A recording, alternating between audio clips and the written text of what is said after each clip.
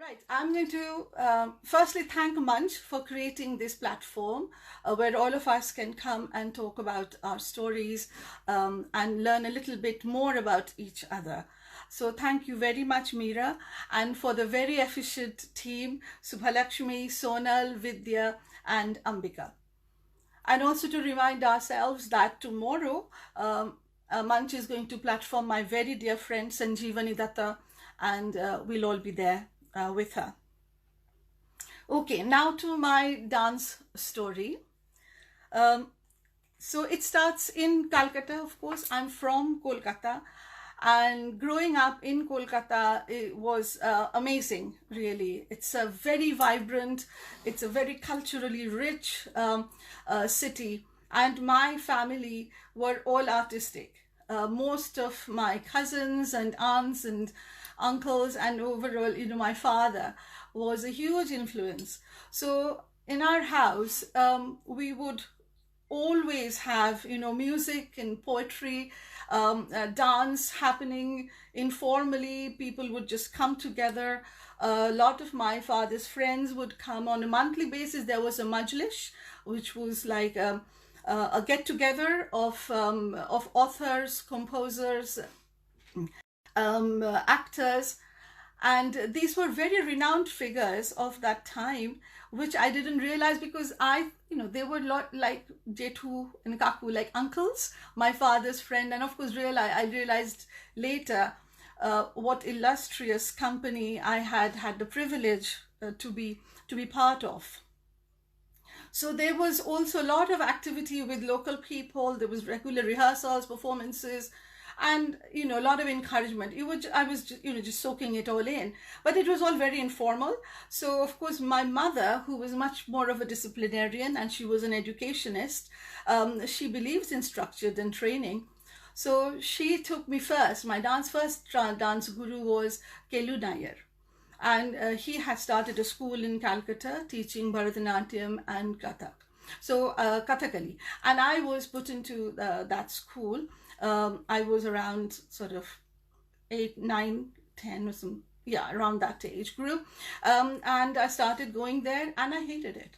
I just did not enjoy doing that. I think I was very lazy. So I did not enjoy going to those classes very much. But just a few years later, the Uday Shankar Culture Center started, and my mother took me there, and that was a change in my life. I was the second batch in that school, and I fell in love, and that's been a lifelong love with dance. I learned so much from Uday Shankar Culture Center and Amala Shankar, my teacher, who we called Mashima fondly, who we were quite, she was very strict, very disciplinarian also, but at the same time, very loving, very generous, and she shaped our thinking, she shaped our attitude to life.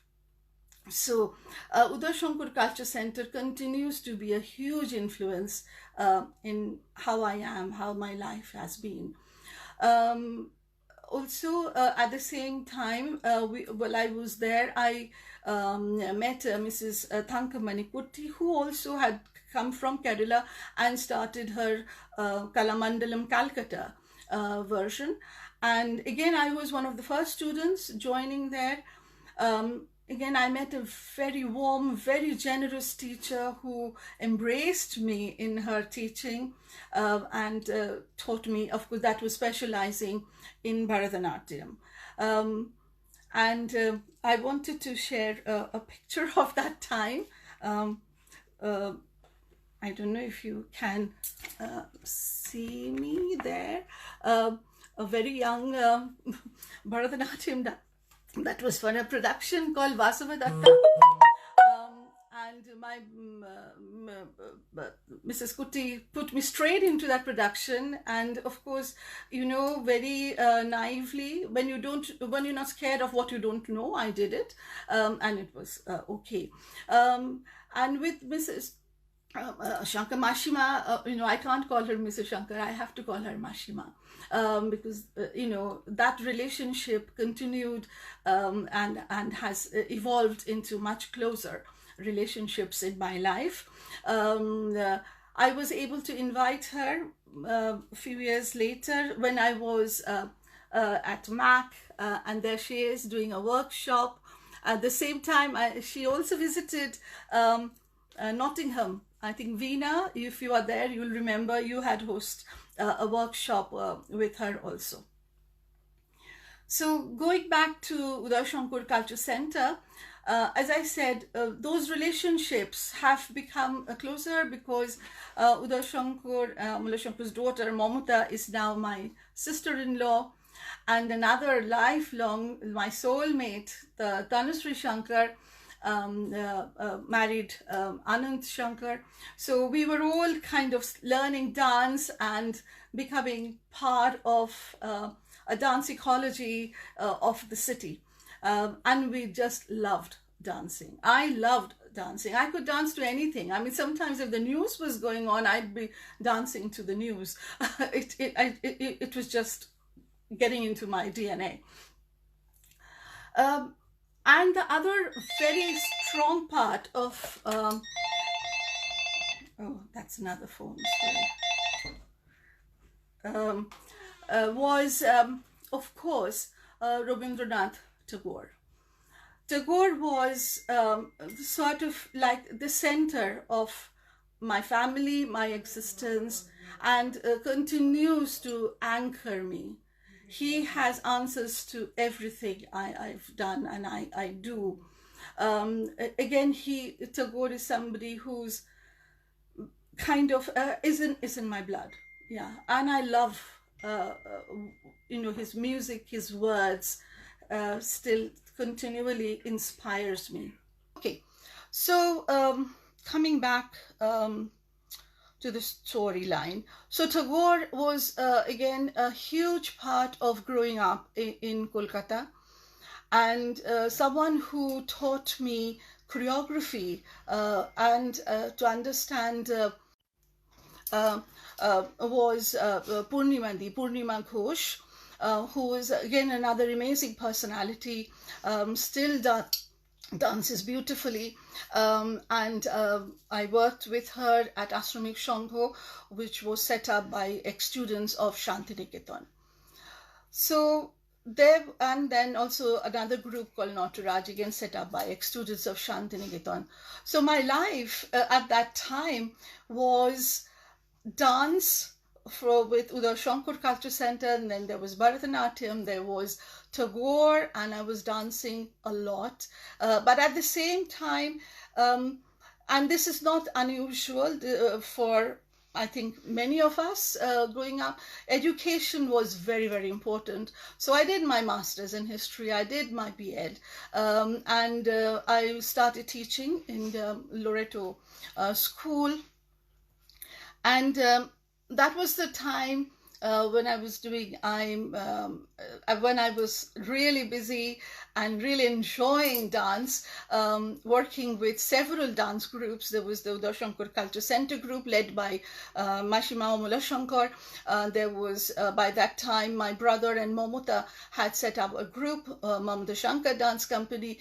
Ananda Shankar and Tanushree had their own sort of more music-based orchestra and dance-based group. And I was also doing a lot of my Tagore. I was doing solo performances with a very renowned singer, Ashok Bandyopadhyay, and we do solo performances with on themes of monsoon, which went down very well. And so it was busy, let's put it that way. And at that time, I came to Birmingham.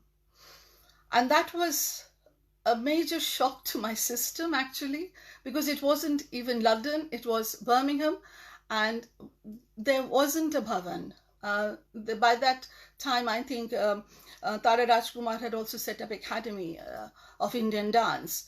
There was nothing like that in Birmingham. It was quiet. It was, evenings, like after 6, everything just closed down. It was culturally, there was very little happening. Whatever happened within the South Asian community I'm talking about was in little groups, little community group, and they would be having their own dance events or performance events. A lot of us have been through similar experience, and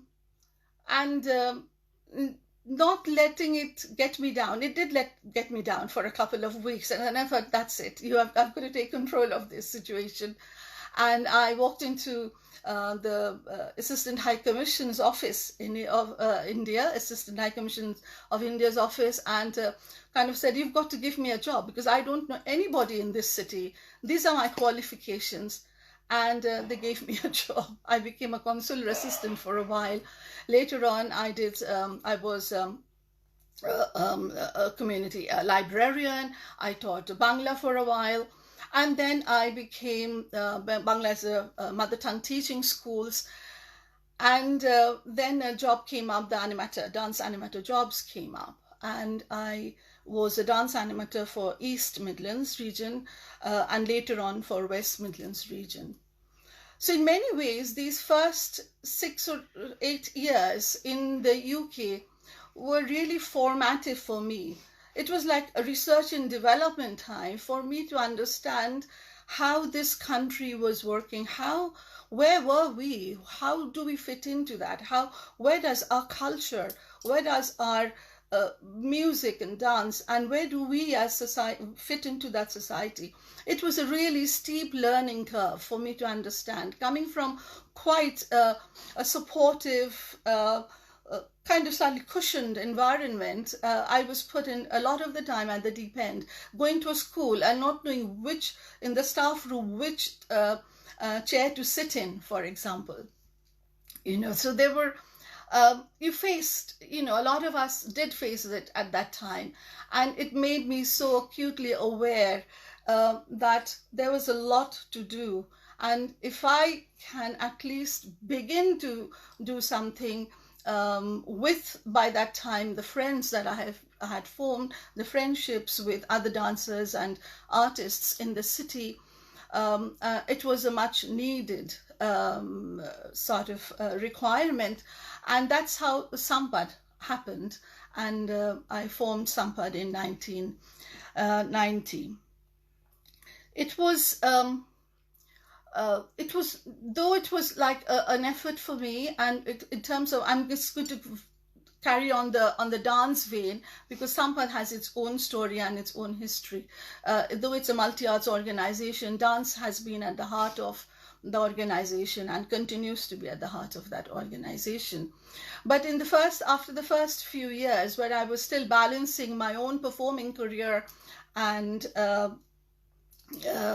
sort of teaching a little bit and developing Sampad, I realized that was getting increasingly difficult. So my own performance was taking a back seat, and that was quite consciously. I did prioritize the organization. I did prioritize that I needed the credibility of the organization, that it was there to create opportunities, to create platforms for others. So it wasn't something that I was going to set up for myself. To promote myself, and I needed to do that quite consciously. Also, at the same time, I wasn't giving myself enough time to practice, and without practice, without rehearsals, I wouldn't go on stage. So gradually, my own performing kind of decreased, and my role shifted from being a performing artist, teacher, to one of a choreographer and a producer.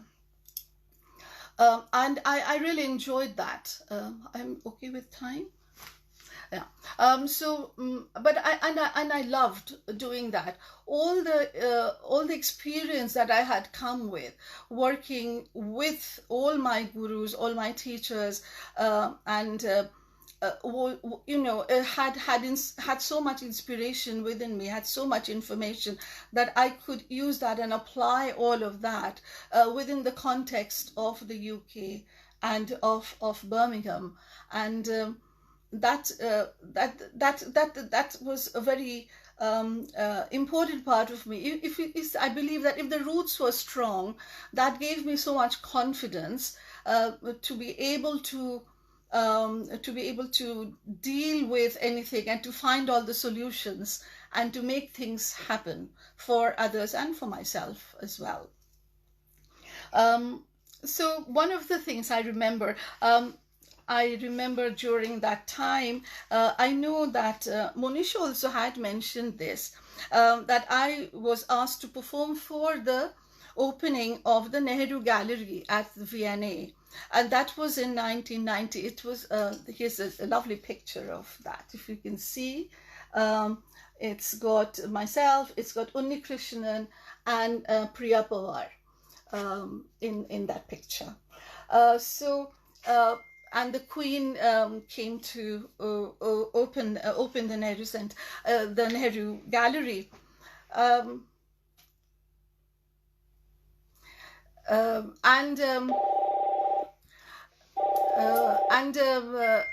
Another reason I remember is, as I was going to for that performance to London that day, I heard on the radio that Mrs. Thatcher was going to give her resignation, offering a resignation and going to the Queen. And I thought, oh my God, that means the Queen is not going to come to this event. It was 22nd of November.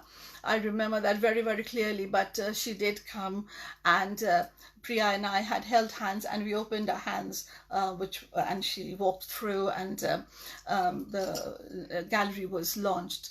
So there are many instances like that come into my memory from Sampad as well as from my association with my friends. So there were a couple of things that I have to mention, that the friendships that I have formed, particularly dance friendships, have stayed with me, have stayed and still continue with me. And that's what we have. I have it here, I have it across the world. I can pick up the phone and speak to any number of friends. So I was very clear that dance as an art form can be a catalyst for change, and we can make that happen. So for me, to raise the profile of our work was very important, to raise awareness, and towards that the interculturality was very important, because if we started sharing practice, learning from each other, we start influencing knowledge, and we start expanding audiences. So I remember Chitralekha, Indra, we all worked together for a production called this one, Manav Jantra, Human Machine, that I had promoted.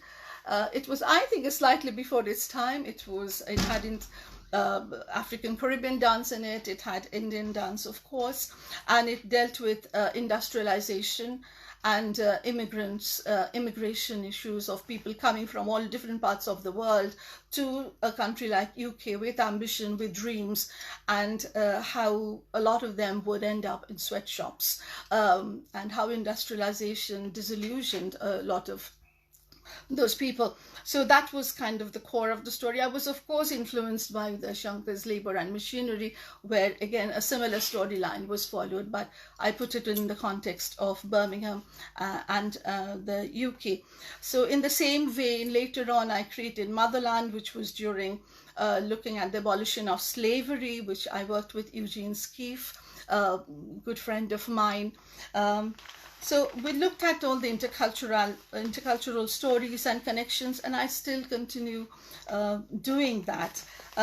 In 97, which was the 50 years of India's independence, Indian subcontinent, we got a full front page here, and this is a very iconic picture of dancers at the time in Birmingham, Nahid Siddiqui, Chitralekha, Gurcharan Mal, and myself. There are also pictures of, if you can see that, which shows Sonia, Jahara, Simi, and another Sonia Butler, and other dancers. So I think I think we have been, as Sampa had been able to make a shift in people's thinking, and positioning our work, trying to bring it away from the margins, and connecting to people wider audiences. In terms of my own dance, and people ask me if I miss it, I don't really, because I've had so many opportunities and I've performed so much.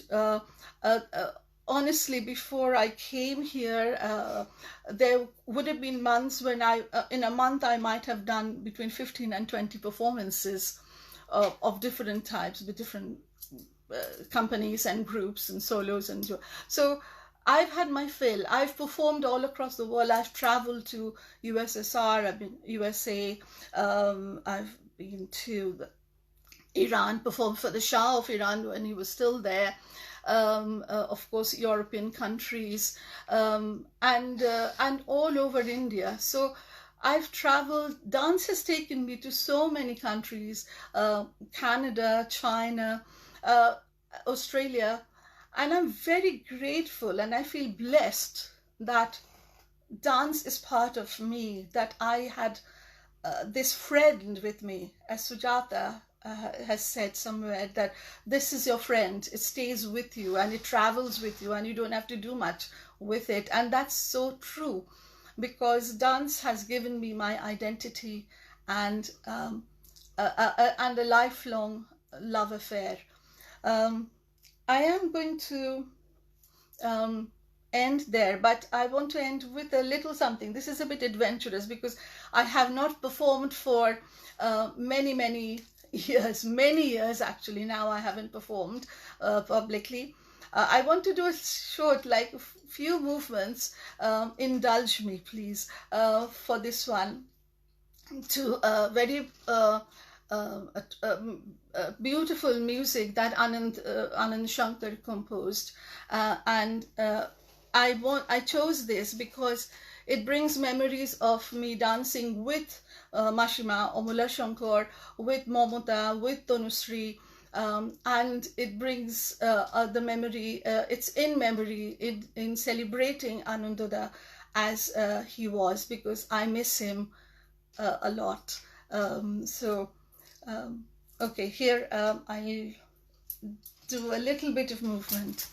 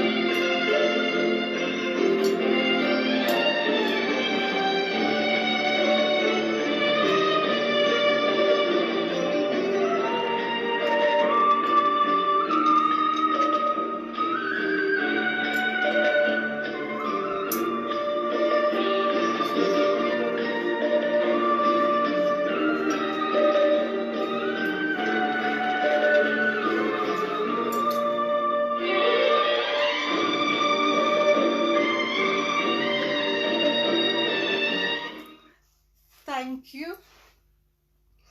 I hope you enjoyed this session. It's taken me down memory lane, which was really very rewarding for me, and it's been a really enjoyable session for me. Thank you, and I hope to see you again at lunch. Thank you.